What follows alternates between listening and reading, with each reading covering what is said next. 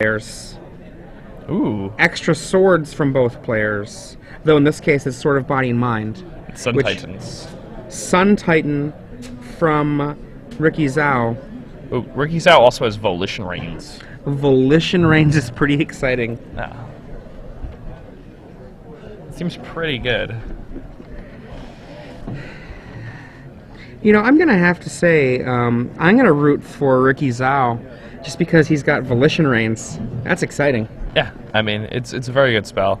It's especially when people are playing cards like Gideon in their decks. Being able to, you know, create that type of card advantage or something that's very, very dangerous for your opponent to have to play against. Now, I'm really interested to see just the cyber play in general for both of these players.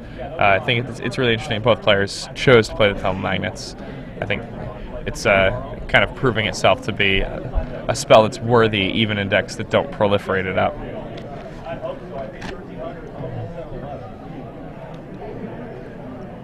I mean, just looking at the various different tools that they both are bringing to the table, it really looks as though Ricky Zhao has more tools. Yes, certainly. But Huang has Stoneforge Mystic, which is a pretty good tool. Yeah, well, he's got it in play. Now we're going to turn 3, where it's Stoneforge Mystic versus nothing. Yeah, and Barry's also on the play, which is pretty huge.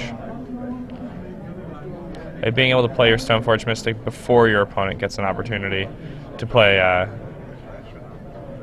you know, a mana leak, pretty strong. He marches that that Divine Offering out there before Mana Leak comes online. His opponent does have access to 4 Spell Pierce, but did not have one there.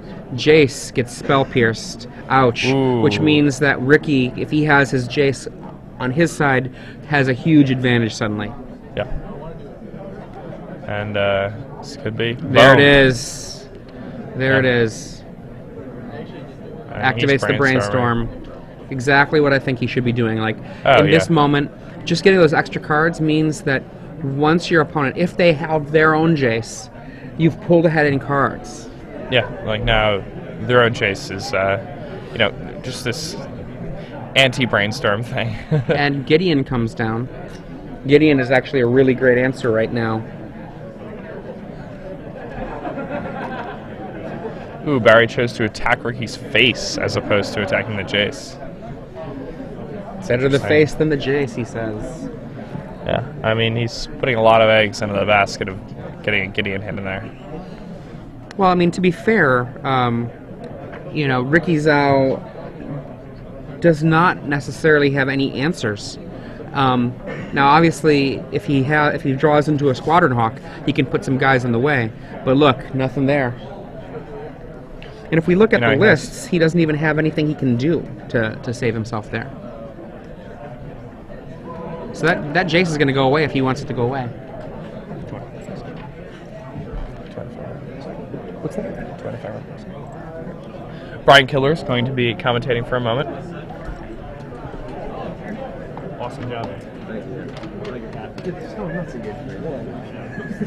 Give one who had hold it because it's that team position, but the one that black first. Okay, hello, so everyone. We've got Brian Kibler joining us here in the booth. And as you can see, we're entering about turn 6 for Ricky Zhao. He has access to Volition Reigns. Ooh, does he? Yeah, so that's sweet. But he's having fun. Jace. And again, in this case, with that Gideon out there and no real answers to Gideon, I mean, he's just getting a Brainstorm for 4. I mean, basically, at this point, he really has to be either looking for his own Gideon or for Volition Reigns to deal with his opponent's Gideon. Yeah. I mean, like, you're in a situation where, you know, you don't want to be playing Jason just losing it, but you're saving yourself life, and you have to dig. Yep. And here comes a Sword of Feast and Famine off of the... that's pretty bad. And then that's going to equip probably the Stoneforge Mystic. Stoneforge. Gideon will kill Jace. Yep. And then that will go to work on Ricky's hand and get Barry some more mana. Yeah. This is just a terrible position to be in. And Barry, it looks like, has a Tectonic Edge. Yes, he does have a Tectonic Edge. What's Ricky's blue situation? Oh, that's a sort of Feast and Famine. Not Feast of Famine. Oh, wow, Body and Mind. Body and Mind. Oh, Okay. That's pretty interesting too. So the players know each other's deck lists here. Yeah. And so Barry certainly knows and is quite wary of the fact that Ricky has Volition Rings, I'm sure. Absolutely. So if I were him, I'd be certainly eyeing the mana sources on Ricky's side of the board and potentially looking to get rid of the triple blue. Though if he has Mana Lake in his hand, he certainly wants to keep that. Yeah, the Mana Lake would be able to protect that Gideon from taking either being taken by a Volition Reigns or having another Gideon come down Right. to Sort of a double solution to the potential problem. yeah. At the end of this turn, he can always activate that Tectonic Edge if he feels like that's of use. But yeah, only having one sort of Feast and Famine. So when Ricky Zhao did the Divine Offering earlier, that actually means that he had to go to his backup sword, which is the sword of Body and Mind. A lot of people have been playing just 2 Feast and Famine rather than I one like of each. it. Well, I actually prefer the split because there are situations. I mean, granted, yes, there are situations where you really want Feast and Famine and Body and Mind won't do. But at the same time, if you're facing, say, a Jace, right, or your opponent has Colonnade on blocking duty, the value that you get from the pro blue from Body and Mind plus the mill effect, and I mean generating wolves is relevant too. I mean, especially after Cyber in some of these matchups, Gideon, you just don't and it just dies. Yeah, oh yeah. He might have another Gideon back, maybe, or he might not think that that's important anymore now that he's got a sword out and he's going to save that Mana Leak for a card like Volition Reigns later. That's also possible. Ricky's life total is pretty high, but his the sword damages the other life total. Well, the third life total. Right. The primary life total these days is poison counters, but yeah, and some players happen to still win through damage, and decking is also with Sword of Body and Mind it's a very kind of viable way. It's kind of passé, but that's okay. Yeah, the Sword of Body and Mind being able to push through a Celestial Colonnade or avoid a Jace the Mind Sculptor bounce is absolutely very important. I think that overall, I still like having a second Sword of Feast and Famine before I would go to a Sword of Body and Mind, but that's just because I've been seeing so many of these mirror matches. Right. Well, in particular, I think with the Esper version out there, the danger of Inquisition and being that was a lot of good stuff. There was a Volition Reigns that was in there. There was I think I saw a Gideon. There was definitely one. That means 2 Gideons down on Ricky's side. Yeah. How many does he play? He plays 3 in his deck, he plays so. 3. So, I mean, Barry's really in a situation here where he doesn't even have to do anything. That's one of the sort of wonders of Stoneforge Mystic is it's an army in a box. Just Stoneforge Mystic is sufficient to. Oh, and there's another Gideon. Which he spell pierced. Okay. Wow. Well, I mean, this game isn't over by any stretch of the Oh no, imagination. definitely not. Ricky's definitely on the back foot. By making that play, I mean, he definitely can't stop a Day of Judgment should one exist from Ricky. Now, Day of Judgment in this kind of matchup is kind of questionable, but at the same time, a board can get away from you. Yeah, I don't think Day of Judgment's very likely to be in the decks in Game 3, particularly because both players, it looks like, have Tumble Magnet, and Tumble Magnet does a lot of the same work that you want Day of Judgment to do. Oh, and there's the day. All right. I mean, I think I would have the day available just because these players both have Sword of Body and Mind, and sure, if that's happening... That's totally reasonable. I mean, there is Ricky is playing the red version. Oh no, they're both blue-white. It looks like a mountain over there. So, okay, and a magnet. Oh, now this is sort of getting back to parity. Yeah. If I were Barry, I would not have cast that Gideon. I agree. I think that one of the most important and defining cards of this matchup is Spell Pierce, and giving your opponent value off of your Spell Pierces when you can afford to save it is just giving up value. Especially with a card as powerful as Gideon, letting your opponent just spend Spell Pierce to counter your Gideon is a big deal. So we just have a Divine Offering hitting that Sword of Body and Mind, meaning there are no more swords in Barry's deck. And also, I was going to say, he does not have Sun Titan.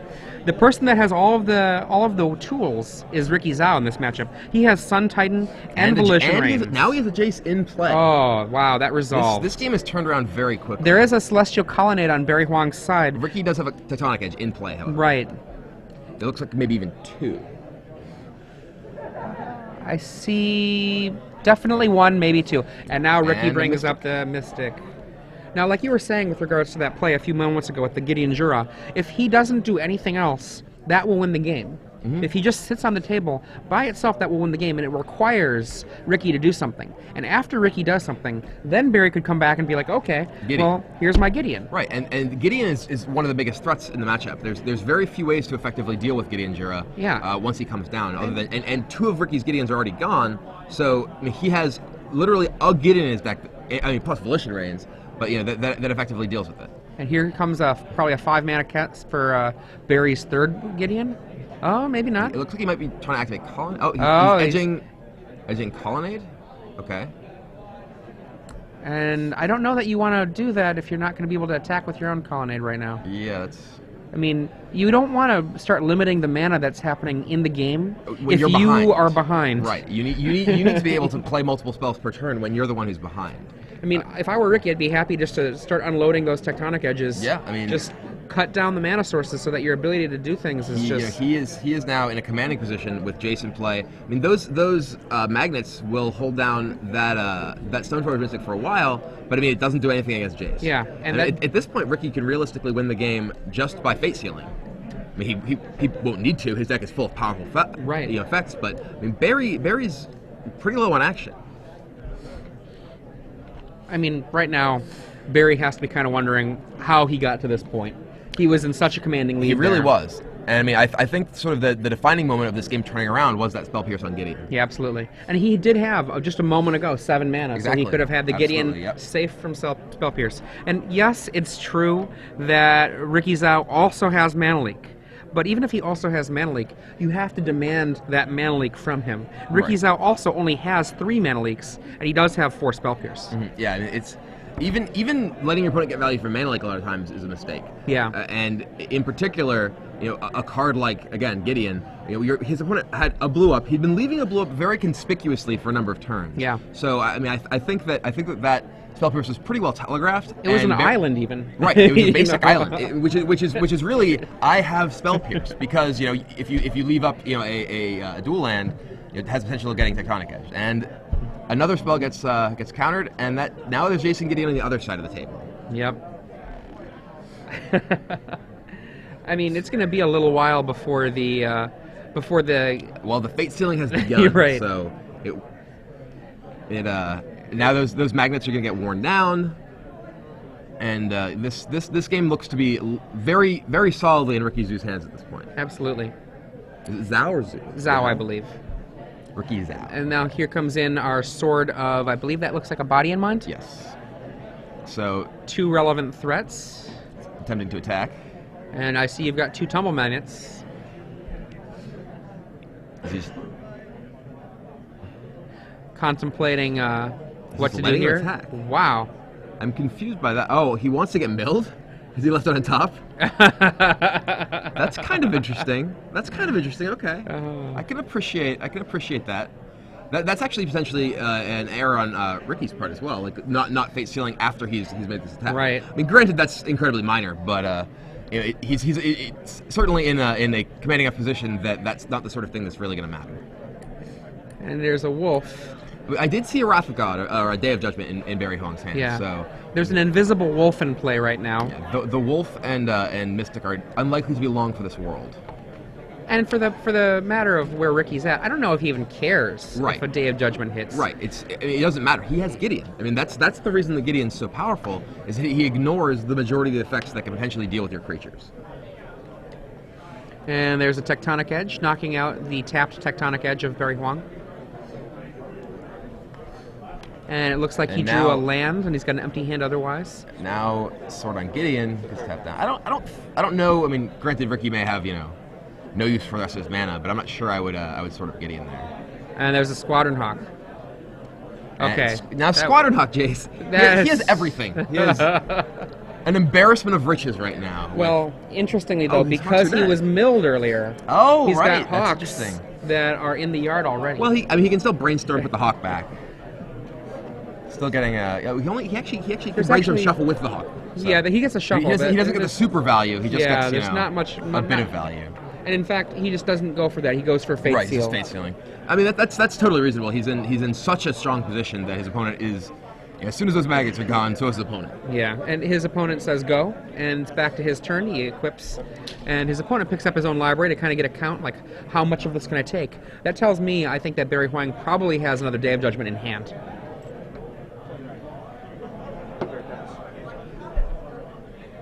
He's looking through his graveyard to kind of get a sense of what's left in his library.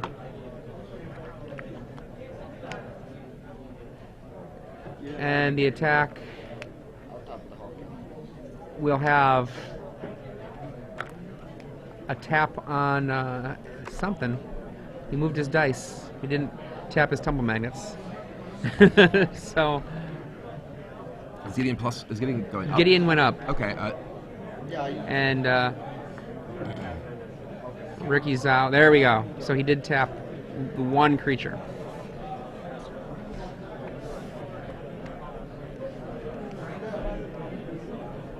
And right now Barry Huang draws, says go. Unfortunately, when Jace is working on you, you don't want to be playing draw go. Your draw step is not particularly exciting when he's facing you too. So this game is pretty much all but over. Yeah, I mean, there are strange things that could happen that would cause Barry Huang to come back, but it would really take a kind of a Christmas miracle style thing. I mean, it would pretty much take Ricky drawing Damnation or something. Somehow drawing an illegal card at this point. Maybe drawing 2 or 3 cards when he didn't use Jace. You know, it could be upheaval. Wait a minute. Why did you punch the judge, Ricky Zhao? You're not Bertrand Lestrade. Oh, so few people know these stories. I know. Jerry and I were sharing stories of old decks. It was like, back in my day, we Croson Tusker Scroll Racked, and now you kids just have Jace. Ricky Zhao and there it is, takes Ricky it up. Zhao. Barry Huang has been vanquished. A key turn in the game was when Barry Huang, with having an advantaged board, taps 5 of his 6 mana to lay Gideon. It gets spell pierced, and then after that happens, Ricky just takes it over with his own stuff. Yeah. Jace hits the table, and Jace versus that was just enough.